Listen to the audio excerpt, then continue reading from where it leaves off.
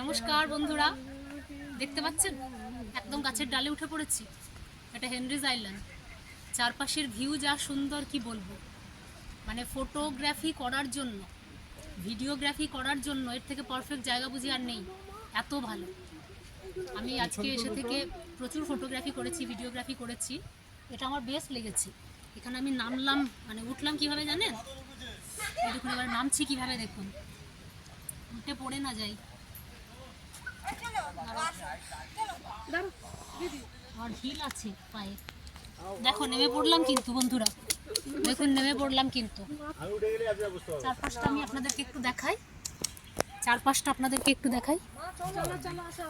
চারপাশটা দেখুন কি দারুণ, ভীষণ সুন্দর ভিউ, অপূর্ব।